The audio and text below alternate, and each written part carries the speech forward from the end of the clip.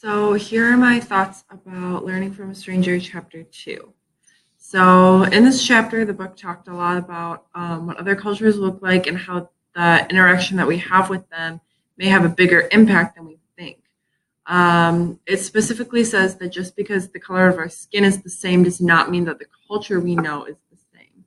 It talks about the church and how things sound very worship-esque and melodious to us, but to other cultures, it can sound out of tune and like wailing.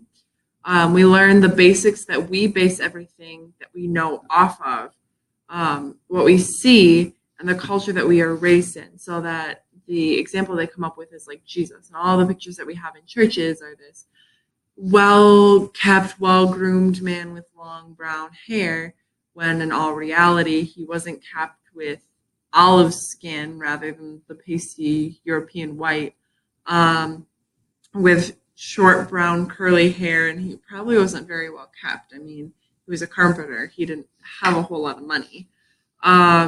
We also, or I guess this all defines who we are and how we will most likely react. It talks about different conversations that you have and how different cultural norms will filter in. The book gives the example that the Navajo were silent as a form of respect, but the woman from America took it as she had offended him, or almost like he needed a reason to be there. We just expect when people show up that they give us a reason as to why they're going to be there. The last example is they show into the cultural differences for those who come into our country and eat at our restaurants. There's a sense of urgency, much like our country's culture, to get in and out so they can turn the table over.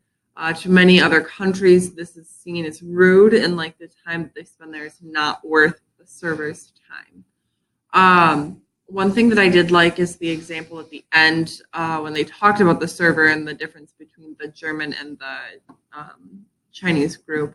I am a server, so any example about this kind of this notion, or I guess this just like genre of example makes sense to me. It reminds me of a couple different groups of people that I've served before. One group was 3 men that would come in and they would just sit there and drink their Coronas and call it a day. And they'd sit there for a couple hours. You wouldn't make a lot of money, but they'd come in all the time. And I knew my best bet, if I wanted to maybe get a little more, was to just let them sit there, have their conversation, build their relationship, and just make sure that their beers were filled. Because at the end of the day, they were going to take their time, whether or not you wanted them to. That was who they were.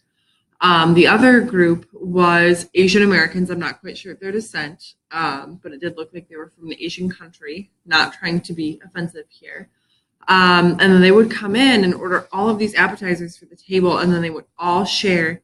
They'd always have a beer in their hand, and it would always be on one tab, having one person taking turns to pay, which I found to make sense in the book. The one thing that I did not agree with in this chapter is when people claim to be 100% American, and he talked about how we think that and whatever else. I know my heritage goes back to being mainly European descendants. I know that probably for a lot of people, especially with a lot of us seeming to come from like Dutch country and whatnot, or I guess the west side of the state.